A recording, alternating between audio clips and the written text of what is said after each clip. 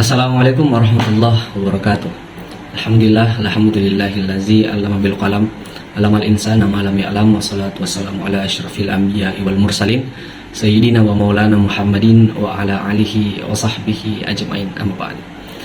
Ya baik, alhamdulillah pada kesempatan kali ini melalui video yang kami buat, kami dari kelompok 10 dalam mata kuliah Sosiologi Hukum jurusan Hukum Keluarga Islam Fakultas Syariah dan Hukum yang beranggotakan saya sendiri Afamul Khair dan teman saya yang nantinya akan menjelaskan pula yang bernama Masyita Reski Nur Ilahi.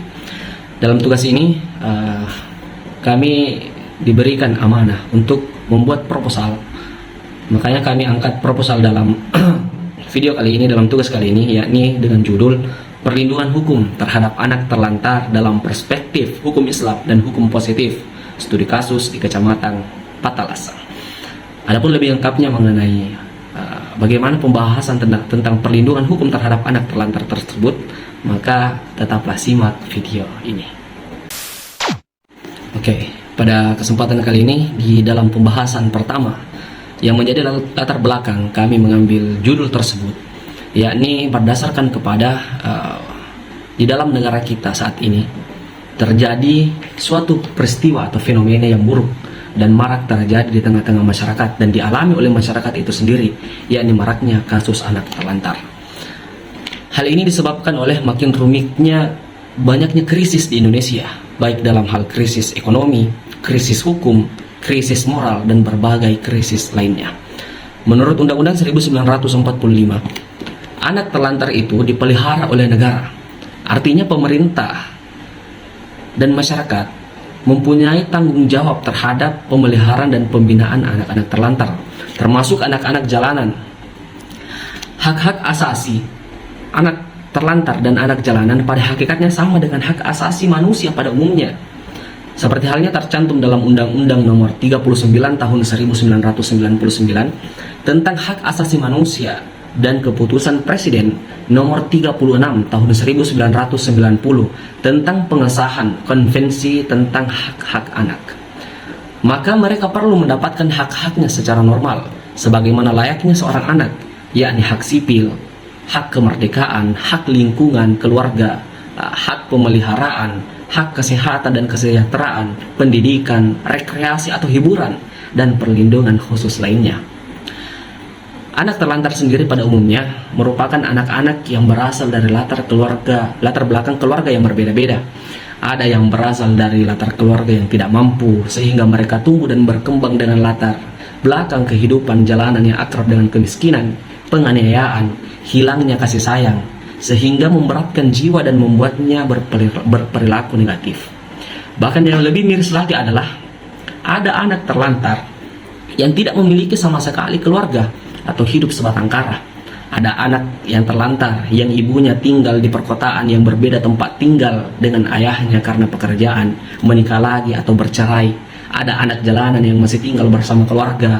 Ada yang tinggal terpisah tetapi masih sering pulang ke tempat keluarga.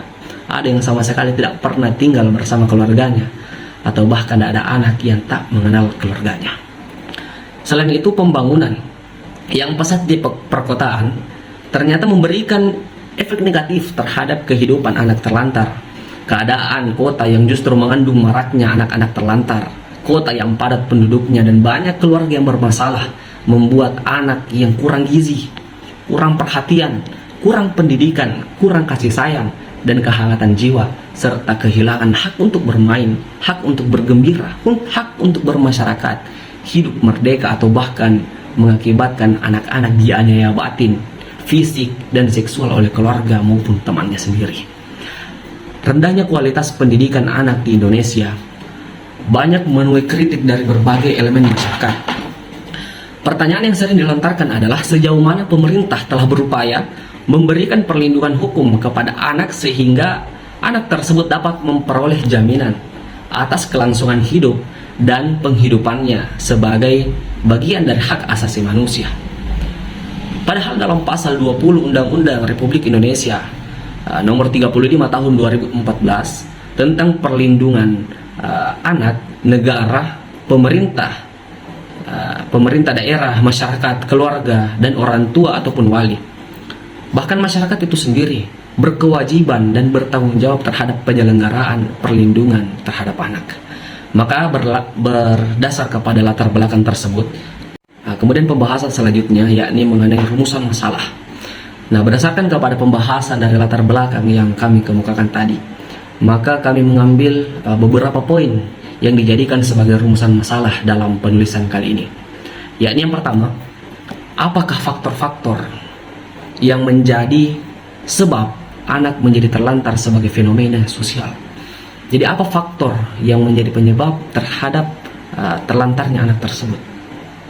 Kemudian yang kedua, bagaimana bentuk perlindungan hukum terhadap anak yang terlantar dalam perspektif hukum Islam dan hukum positif, yakni hukum yang berlaku di negara kita, negara Indonesia.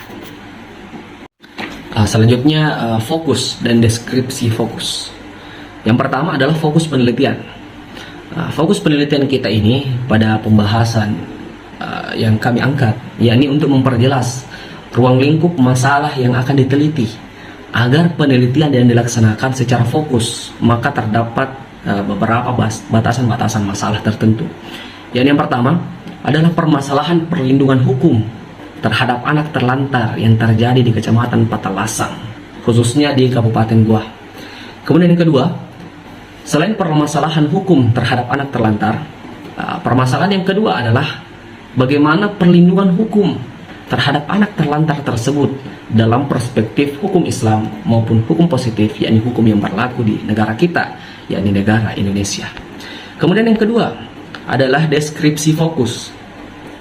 Deskripsi fokus yakni untuk memberikan pemahaman dan informasi yang lebih baik serta luas tentang perlindungan hukum terhadap anak terlantar dalam perspektif hukum Islam dan hukum positif yang menjadi pro dan kontra di kalangan masyarakat. Kemudian tujuan dan kegunaan penelitian, yakni untuk mengenali faktor-faktor penyebab anak menjadi terlantar dan bisa terjadi di Kecamatan Patalasang. Apa menjadi faktor penyebab anak tersebut bisa terlantar yang terjadi di Kecamatan Patalasang, dan bagaimana tinjauan hukumnya jika ditinjau dalam hukum Islam dan hukum positif, serta untuk mengetahui bagaimana bentuk perlindungan hukum terhadap anak terlantar yang terjadi di Kecamatan Patalasang pada khususnya.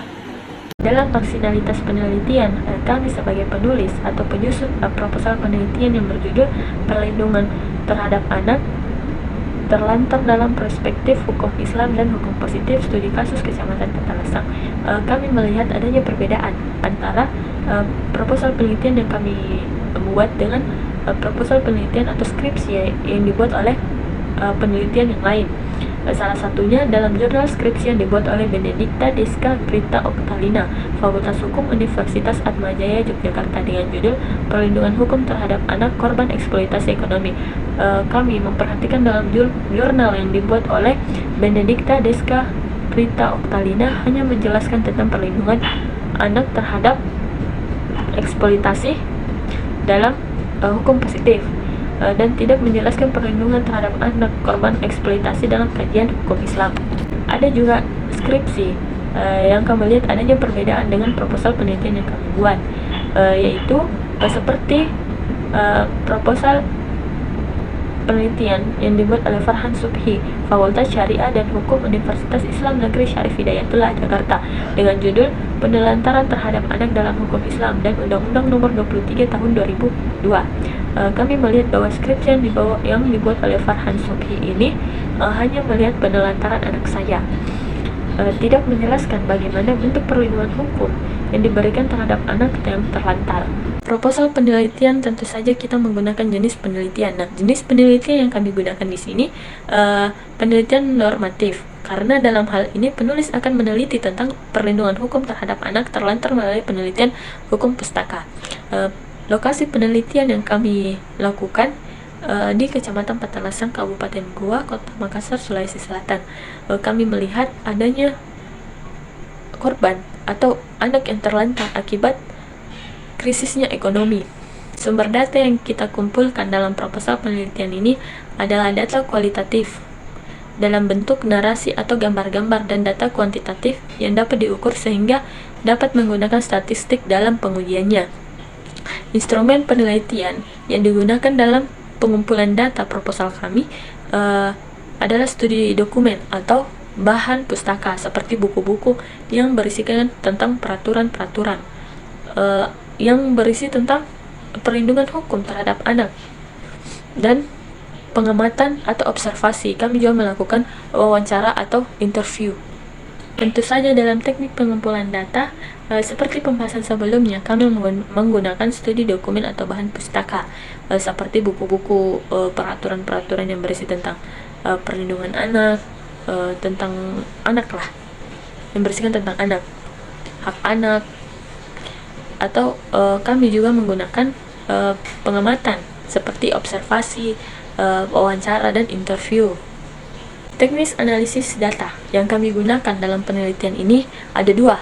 Yang pertama itu content analysis, yaitu melakukan analisis isi dokumen secara terperinci dengan mengambil sari inti dari dokumen yang menjadi sumber data, baik dari buku-buku atau dokumen-dokumen yang berisi tentang hukum positif dan hukum Islam yang sesuai dengan kajian proposal penelitian yang kami gunakan ini. Yang kedua itu comparative analysis, yaitu melakukan analisis perbandingan dalam dua hal yang berbeda pada substansi yang sama.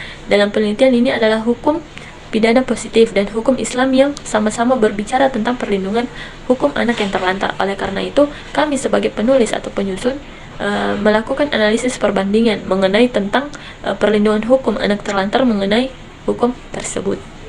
Itulah penjelasan atau penguraian tentang materi proposal penelitian yang kami gunakan. Audio Jungle.